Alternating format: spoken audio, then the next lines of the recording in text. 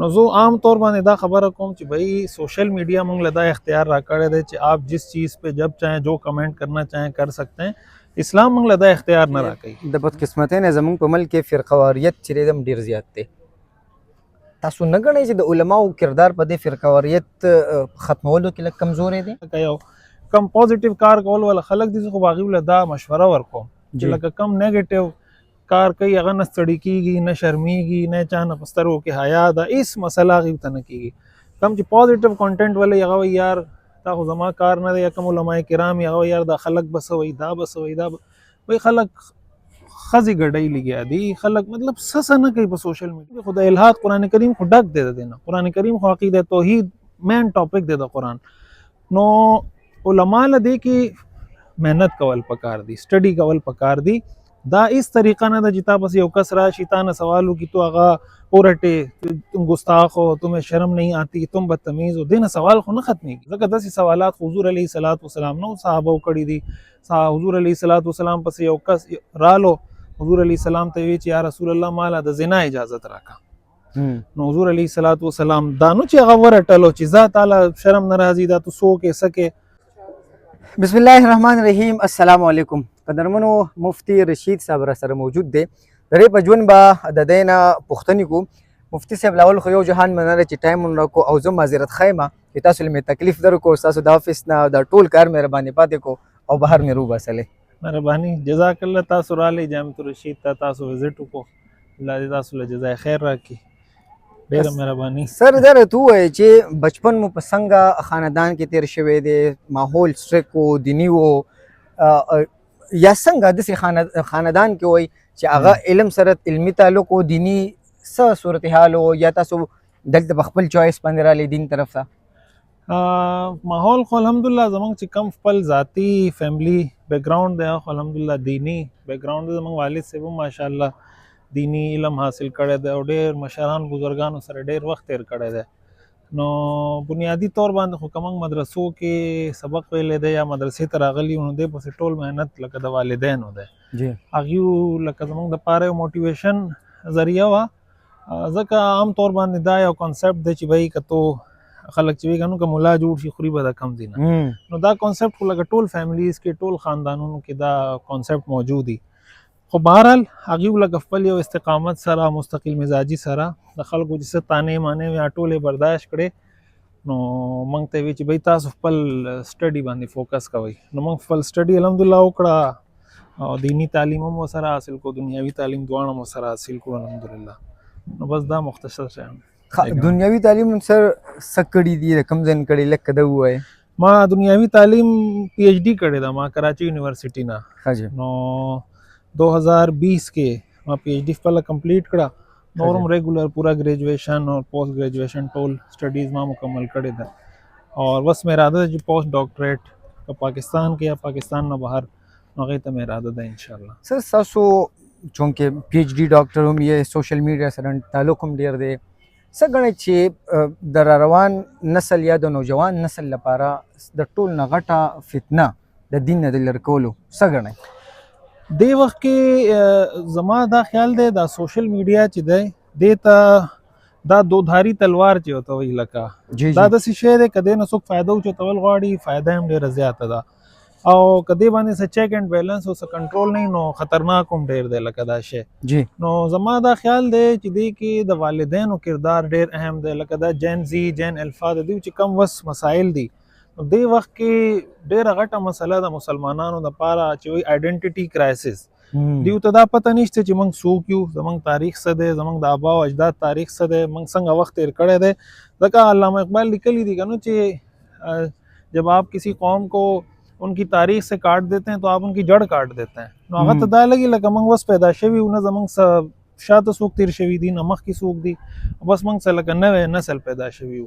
نو دې وخت کې د دې شي ضرورت دی چې انسان خپل تاریخ سره ځان کنیکټ کړي.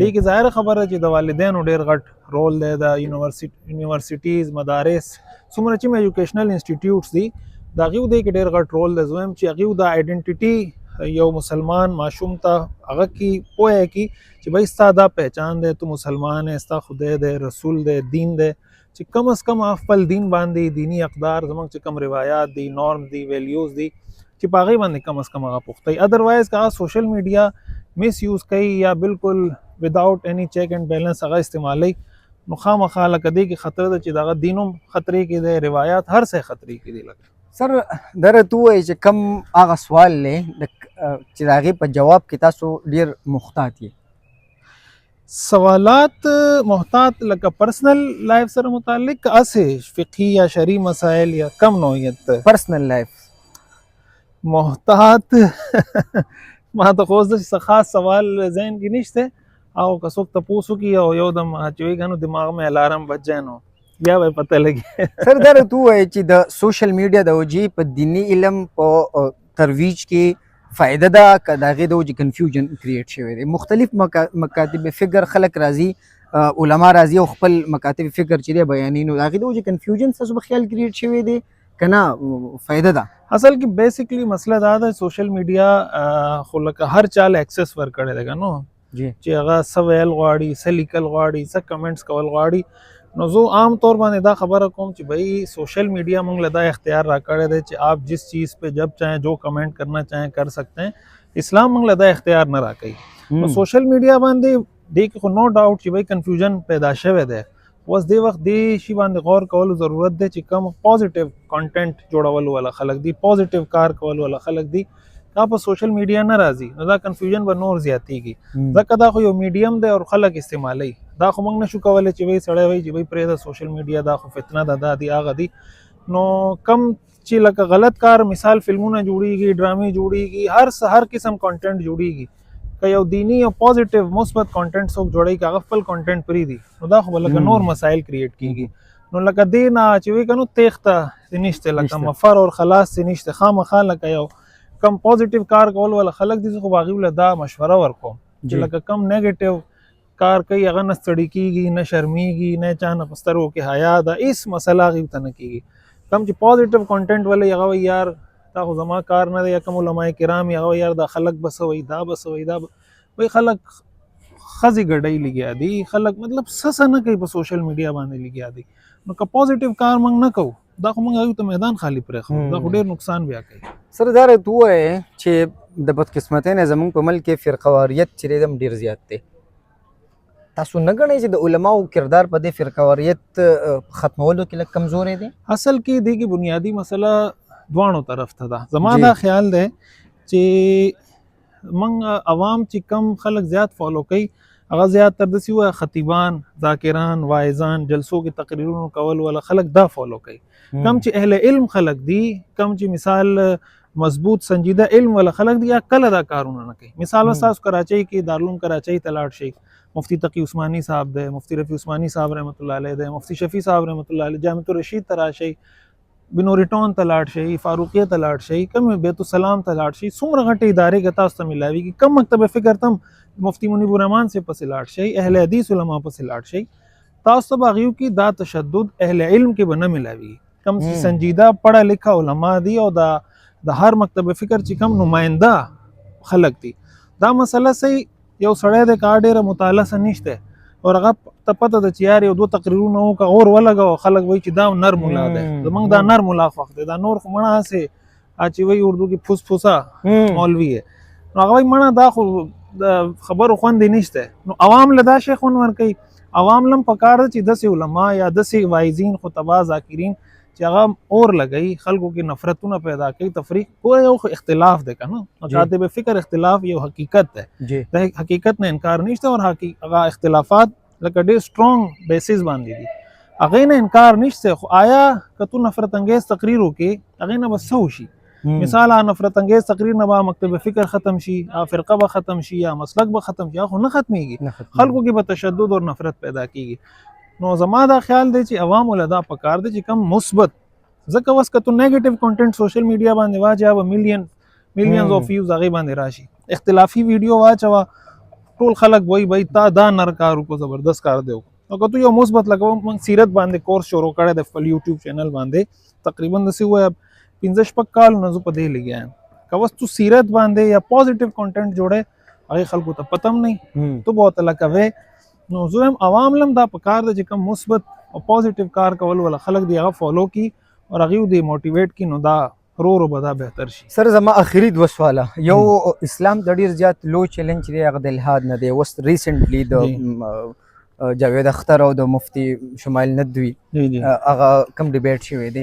څه ګڼئ چې دغه ځوانان یا د خلک د دین نه دوري، آیا زمونږ سوالونه د یو سړي نه د سوال د اخیستلو هغه حق هم موږ اخیستی راغلی دی چې د ځوانان یا خلک چې دی د دین نه لروالي طرف ته ځي د هغې په ذهن کې کنفیوژن وي خو سوال چاته نشي کوی، خدا نخواسته فتوا پې ونه لګي یا د څه موږ ورته په پښتو کې څه وایو چې قتل نشي د ګستاخۍ، نو د دغې د وجې آیا د خلکو په ذهن کې سوالونه او هغه خپل سوال نشي کوي، نو آیا د دین نه لرې ستاسو څه ګڼئ؟ اصل کې دا ډیر وخت ډیر غټ چیلنج دی د دې وخت، او زه دې کې زما دا گزارش دی ګوره د الحاد دا مسله چې دا ایتھیزم دا څومره چې مسلې مسایل دي، یو خو من خلکو له دا پوهېده پکار دي چې دا څه نیو ایشو نه دی، ځکه د حضور علیه صلات وسلام په زمانه کې ملحدین موجود وو. حضور علیه صلات وسلام چې کم خلکو سره مقابله کړې ده هغې کې ما خلک موجود وو چې هغوی به د خدای انکار کوو، هغې کې مشرک وو، هغې کې ملحدین وو. قرآن کې راځي که نو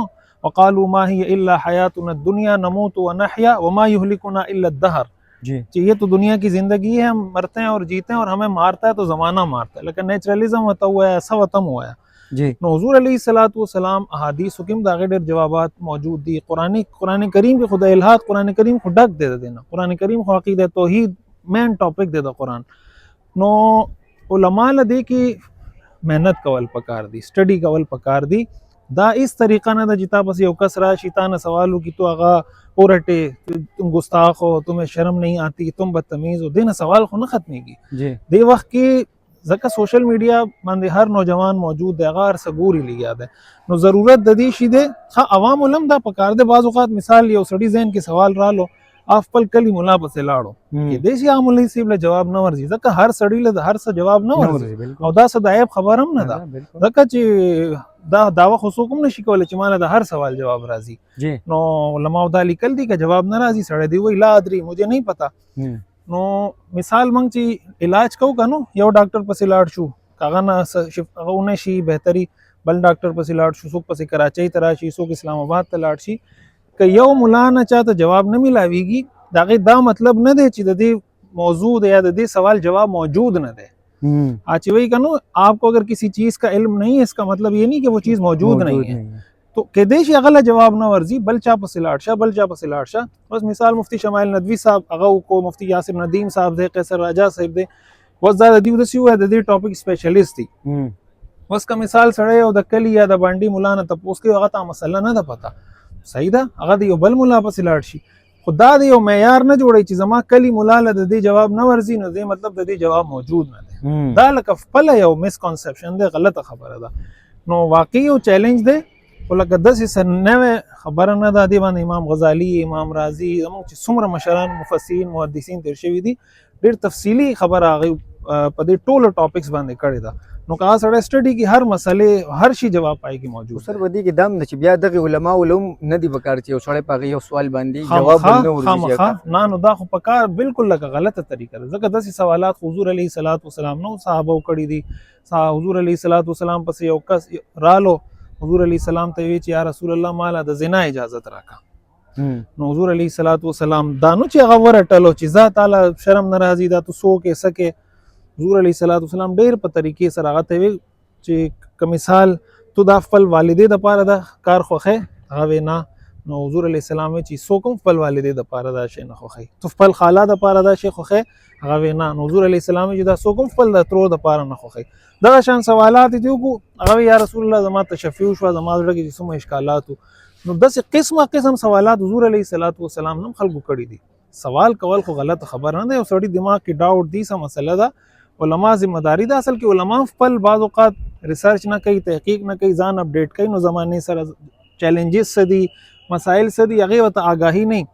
خامخا چې تاله جواب نه راځي د هغې بهتر طریقه دا ده تو وایې ماله جواب نه راځي، فلانا مولوی صاحب ہے، فلانا مفتی صاحب ہیں، فلاں اسپیکر ہیں، فلاں یوٹیوب چینل ہے، آپ اس پہ جا کے دیکھ لیں یا ان کا نمبر ہے ان سے رابطہ کر لیں.